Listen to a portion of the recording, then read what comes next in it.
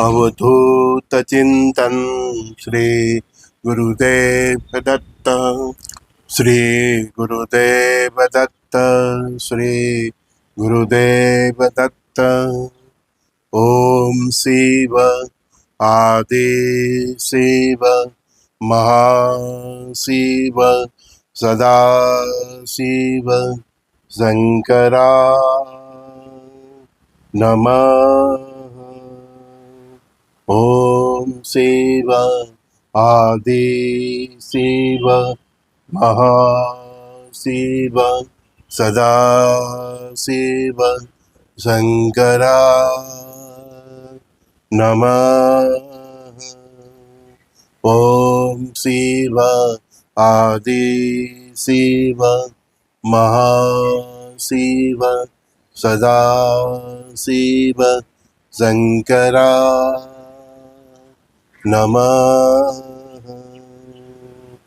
अवधूत चिंतन श्री गुरुदेव दत्त। श्री गुरुदेव दत्त। श्री गुरुदेव दत्त। हवा निर्मल है, ये जल भी निर्मल है, ये अग्नि भी निर्मल है, ये जमीन ये धरा भी निर्मल है, ये आकाश ये गगन भी निर्मल है, ये पंच तत्वों से बना हुआ हमारा शरीर भी निर्मल है, उसमें रह रहे हमारी आत्मा भी निर्मल है। तो जो गंदगी फैल रही है समाज में, वो कहाँ से फैल रही है? वो हमारे विचारों से, हमारे आचरण से, हमारे कर्मों से, हमारे व्यवहार से फैल रही है। अदरवाइज हवा भी निर्मल है, जल भी निर्मल है, अग्नि भी निर्मल है, ये धरा भी निर्मल है, ये आकाश भी निर्मल है, और ये पंच तत्वों के से बना शरीर में, नवग्रहों के आवरण से बना ये शरीर में रह रहे आत्मा भी निर्मल।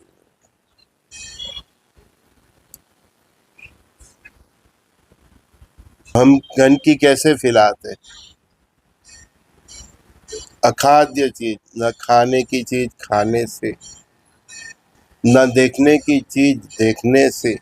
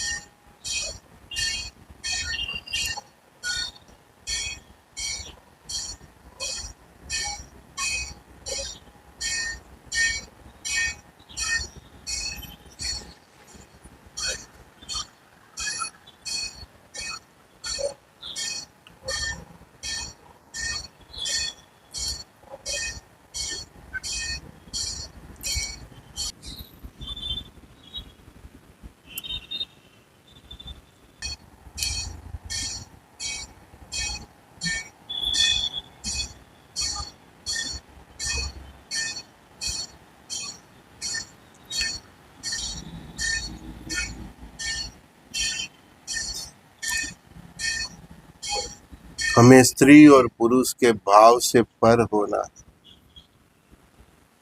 हमें धर्म और जाति के भेदभाव से मुक्त होना, हमें अपनी खुद की पहचान करनी है कि हम कौन हैं, कहाँ से आए हैं और क्यों आए हैं, क्या करके जाना है, क्या यहाँ छोड़ के जाना है। हमारी खुद की पहचान क्या है? हम मनुष्य हैं। मनुष्य के भीतर रहे एक आत्मा है। हमारा धर्म क्या है? मानवता, इंसानियत। इस ब्रह्मांड का जो परम सत्य है वही हमारा धर्म है। इसीलिए गुरु महाराज ने कहा कि ब्रह्म सत्य जगत मिथ्या, लेकिन हम जो मिथ्या चीज है उसी को अपनाते हैं। ब्रह्मांड का जो परम सत्य है उससे दूर हो जाते हैं। इसीलिए हम अपनी आत्मा की पहचान से भी दूर होते हैं। हम खुद को पहचानने आए, खुद को ये कसौटियों में ढाल के उससे उगरने आए। लेकिन हम संसार से सार ग्रहण की बजाय बस केवल फरी फरी फरी फरी फरियाद करते रहते हैं, फिर बस।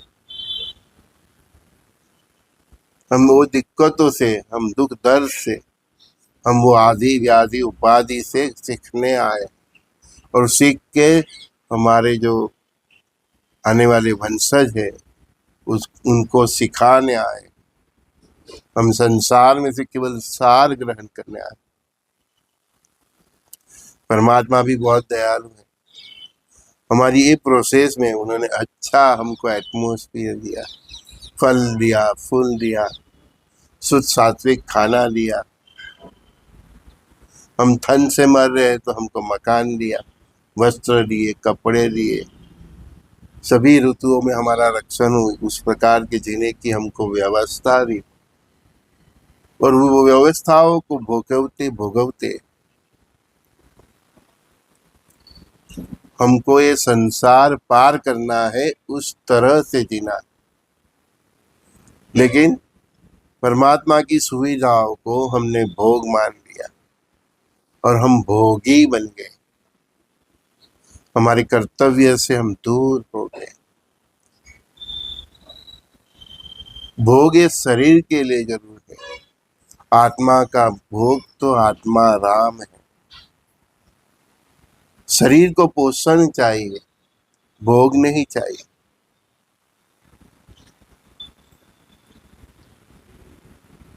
शरीर टिका तो सब कुछ टिक जाता है। शरीर एक साधन है, उसमें रह के ही आत्मा अपने कर्म कर सकते हैं। कर्म भी कई प्रकार के होते हैं, मन से किए हुए कर्म, तन से किए हुए कर्म, धन से किए हुए कर्म। हम मन से बहुत कुछ सोचते हैं लेकिन कर नहीं पाते। हम आत्मा से भी बहुत कुछ सोचते हैं लेकिन कर नहीं पाते। तो इसीलिए परमात्मा ने हमें ये मनुष्य देह दिया। मनुष्य देह में भी एक उच्च अवस्था ऐसी प्राप्त हम कर सकते हैं कि मन से सोचते हैं वो कर्म हो जाता है, आत्मा में अभाव आता है वो कर्म हो जाता है। हमें उस अवस्था तक पहुंचना है कि हम फिर देह से पर रह के भी ये समष्टि के लिए, ये सृष्टि के लिए, ब्रह्मांड के लिए कर्म कर सकते हैं। हमारे संकल्प मात्र से कर्म हो सकता है। हमें वो लेवल तक पहुंचना है। हमें पाप का स्रोत और हमें पापियों से दूर रहना है, लेकिन उनको बदलने की कोशिश भी करना है। ये संसार हमारा ही है, ये ब्रह्मांड पूरा हमारा ही है, क्योंकि हम ही परमपिता परमात्मा के अंश हैं। हम ब्रह्मास्मि हम बोलते तो है, लेकिन ब्रह्म की तरह हमारा आचरण नहीं होता। तो उस लेवल तक पहुंचना है हमें कि मन के विचार मात्र से, संकल्प मात्र से, आत्मा में आ रही निष्ठा मात्र से, पवित्र भाव मात्र से वो कर्म धरा पे हो जाए।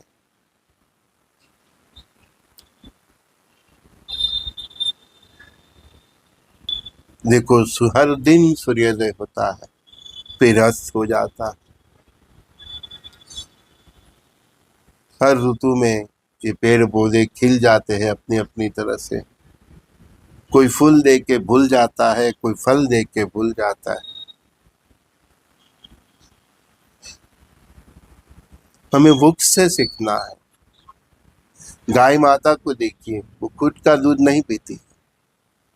हमको दूध पिलाने के लिए वो दिन भर घास खाती रहती है, चबाती रहती है। सूर्यदेव को देख लीजिए, खुद तपते हैं और हमको उजास देते हैं। देवों ऋषियों को देख लीजिए, 24 आवर्स इस ब्रह्मांड के लिए ही अपनी श्वास लेते हैं। सबका कार्य दूसरे के लिए ही है, खुद के लिए कोई देव अपना कार्य नहीं करते। उनको आराम करने का कोई समय नहीं। कभी हमने देखा सूरज देव ने एक दिन की छुट्टी ली, हम उनको क्या देते हैं? हम अपने इष्ट देव को क्या देते हैं? हम अपने गुरुदेव को क्या देते हैं? बस हमें लेना ही सीखा, यहीं से हमें बाजी पलटनी। आज से हमें देना सीखना। हमारे देवों से भी हम कुछ सीखते नहीं, कि हम यहाँ देने ही आए।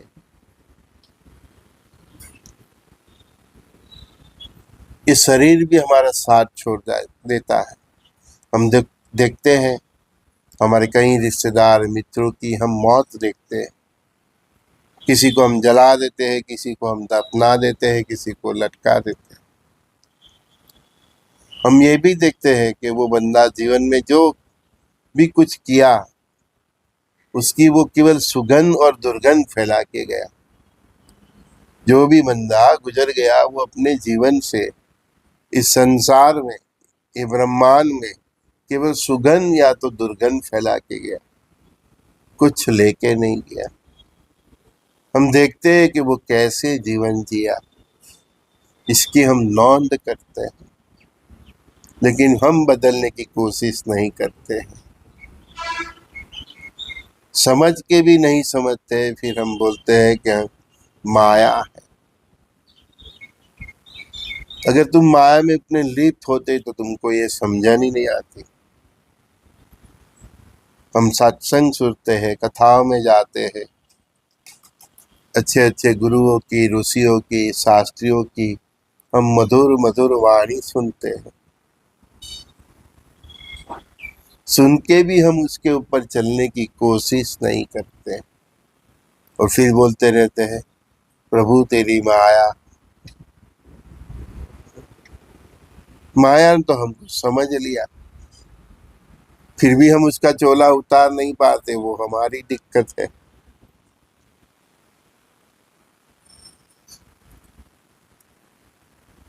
गुरु महाराज तो कहते हैं, मैं ये नहीं कहता कि तू पूरा धार्मिक बन जा, लेकिन धर्म समझ के तू कम से कम धर्म की सपाटी पे चलने की कोशिश तो कर। एक बार चल पड़ा तो कब धर्म के अंदर उतर जाएगा मालूम ही नहीं पड़ेगा। क्योंकि इंसान जब सत्य को समझ लेता है तो और सत्य की नजदीक जाने की कोशिश करता ही। इसलिए कोई भी गुरु उंगली पकड़ता है, बैठा है इंसान तो उसको खड़ा करता है, खड़े होते उसको चलने की प्रेरणा करते। लेकिन वो क्रिया तो हमें ही करनी। कोई हमको सहारा देता है, उंगली चिन्हता है, इशारा करता है, तो वो तक को हमें पकड़ लेना है। मैं और आप धर्म का प्रचार करने नहीं आए, धर्म से जीने आए। अगर आप धर्म से जियोगे तो आपका आचरण ही धर्म का प्रचार हो जाएगा। फिर से बोलता, मैं और आप धर्म का प्रचार करने नहीं आए, हम सब धर्ममय जीवन जीने आए। हमारा जीवन ऐसा होना चाहिए, हमारा आचरण ऐसा होना चाहिए, हमारा व्यवहार उसके प्रेरित ऐसा होना चाहिए, हमारे कर्मों ऐसे होना चाहिए कि सनातन धर्म का प्रचार अपने आप हो जाता है। हमारे व्यवहार से, हमारे आचरण से, हमारी भक्ति से सामने वाले को भक्ति करने की प्रेरणा मिले तो समझो कि आपका जीवन धर्ममय है। शास्त्री हो, ज्ञानी हो, उनको भी उतनी ही बातें बोलनी चाहिए जितना जीवन वो जीते हैं। जीवन जी के जो अनुभव किया है वो ही बोलना चाहिए। शास्त्रों में तो ज्ञान का भंडार है, लेकिन अनुभव नहीं किया तो आप जो बोलेंगे वो वाणी का प्रभाव नहीं पड़ेगा, सुनने वाले के हृदय में वो बात उतरेगी ही नहीं। सनातन धर्म के विश्व में ये राष्ट्र समंदर है। उसमें अपने विचारों की, अपने व्यवहारों की गंदगी मत फैलाओ। ये ऋषि मुनियों का देश है, और यहाँ जो भी इंसान जन्म लिया है उसके पूर्वज से सब वो ऋषि मुनि को ही संतान है। लेकिन कुछ व्यवस्था ऐसी हुई कि हम धर्म में, जात जात में बट गए। मनुष्य के कर्मों से उसकी पहचान होती थी, और आजकल उसकी अतक से, सरनेम से पहचान होती है। हमको भी मिलने आते, पूछते सर आपकी जात क्या है, और मैं ये जात का। मुझसे क्या चाहिए, गुरु के पास से क्या चाहिए। हम स्कूल में भी पढ़ते हैं तो ये मेहता साहब है, ये शास्त्री है, वो मेहता है, शास्त्री है, सुवर्णकार है, कलाकार है, मेहमान है, मराठी है, कुछ चाहे कुछ भी हो, गुरु से ज्ञान प्राप्त करो। वो कौन है उससे क्या मतलब,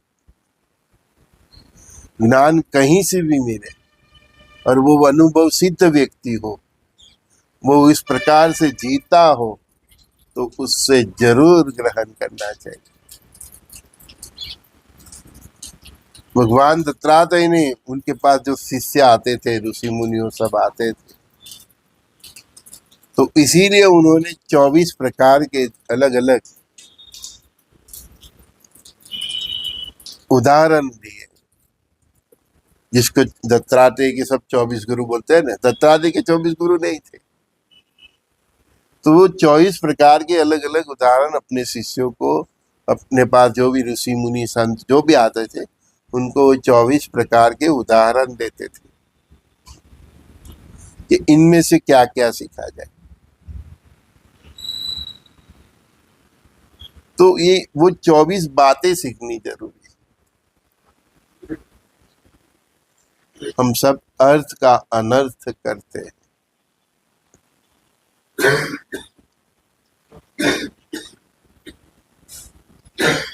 ज्ञान से परमात्मा को समझा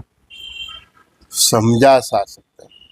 ऐसे तो नो वन इज हियर जो भगवान को समझ पाए, लेकिन ज्ञान से हम सनातन धर्म और भगवान को समझने की कोशिश करते हैं,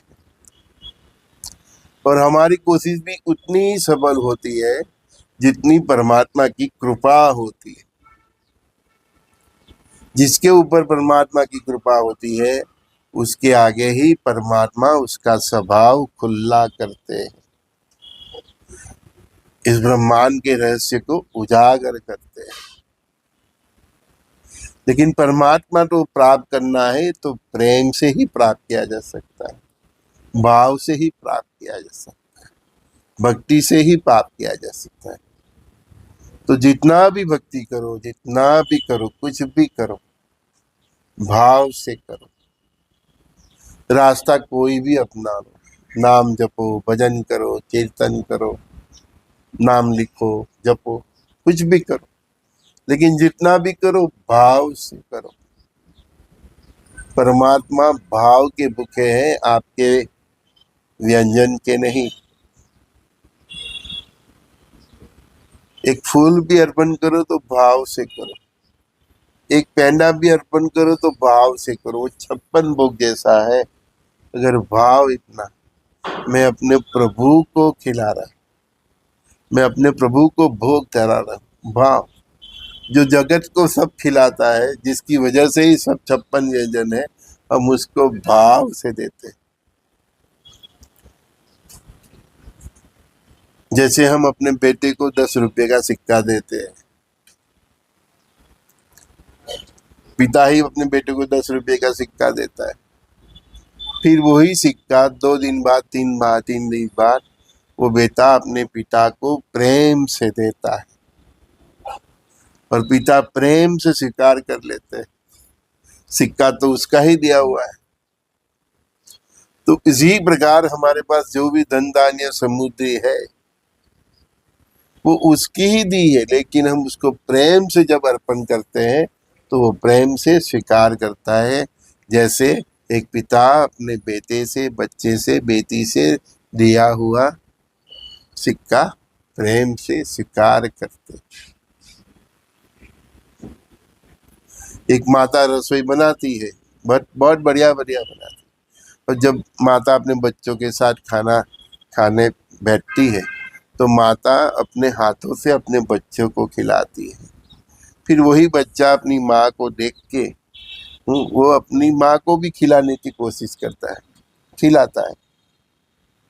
बस ऐसा ही हम बच्चे हैं, हम हमारे माँ बाप को प्यार से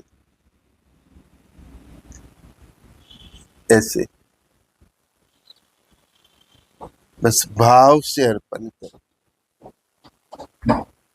तो सच्चा प्रेम तो वही है कि वो व्यक्ति, वो मनुष्य, वो दिव्यात्मा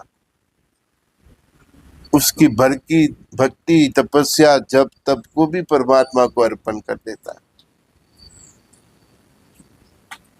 अर्पण होता है, फिर तर्पण भी होता है। हम यज्ञ करते हैं, वो भाव से हम आहुति देते हैं, स्वाहा बोलते हैं। कुछ भी करो भाव की करो, क्योंकि सभी उसी का ही है। मैंने अभी बताया कि पिता 10 रुपए का सिक्का देता है, वही सिक्का वो बच्चा 2 दिन 4 दिन का पापा को इतने प्रेम से देता है ना। माता अपने बेटे को खिलाती है, वही बेटा वही थाली में से अपनी माँ को प्रेम से खिलाता है। बस हम वो ऐसे बच्चे हैं, परमात्मा हमारे माँ बाप है, सब कुछ उनका है, सब कुछ उनका ही दिया हुआ, हमें उनका ही दिया हुआ जो भी है हमारे पास, उसमें से उसको भाव से अर्पण करना है।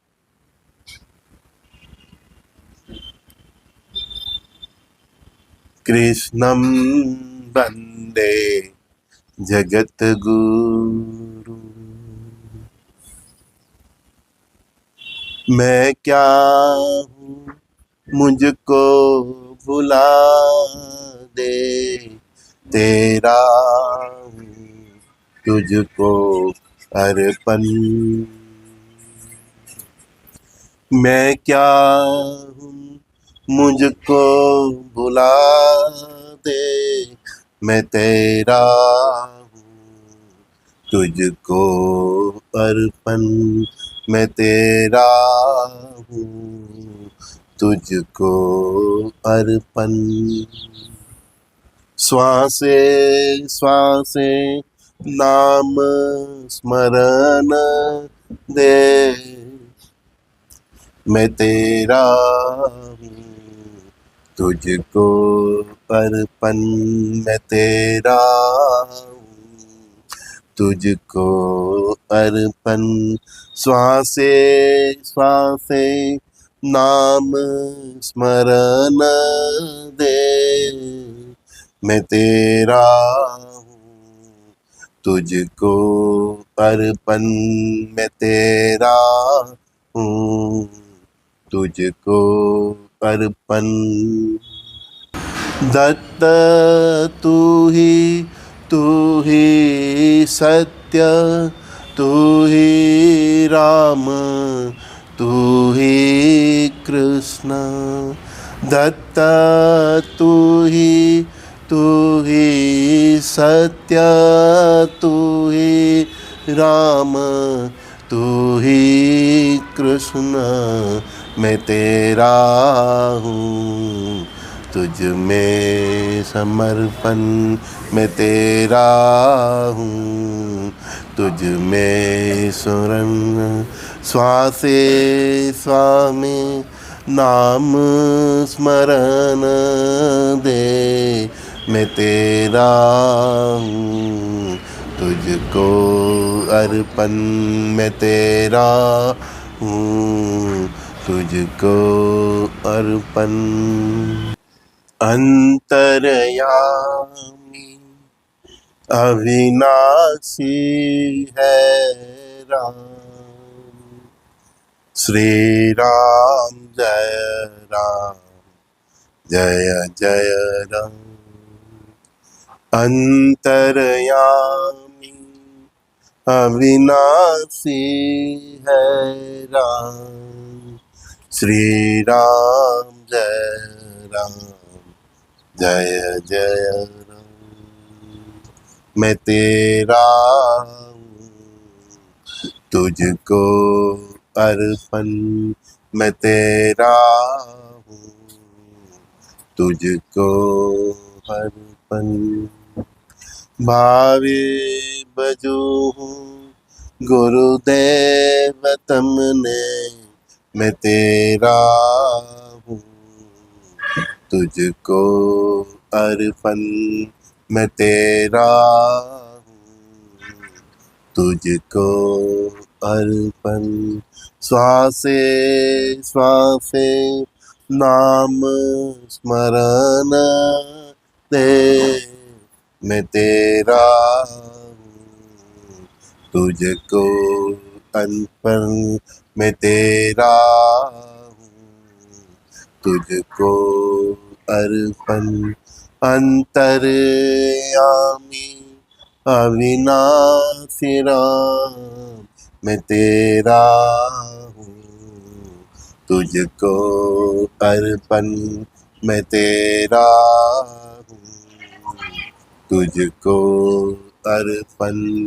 अंतर्यामी अविनाशी है राम मैं तेरा हूँ, तुझको अर्पण मैं तेरा हूँ, तुझको अर्पण।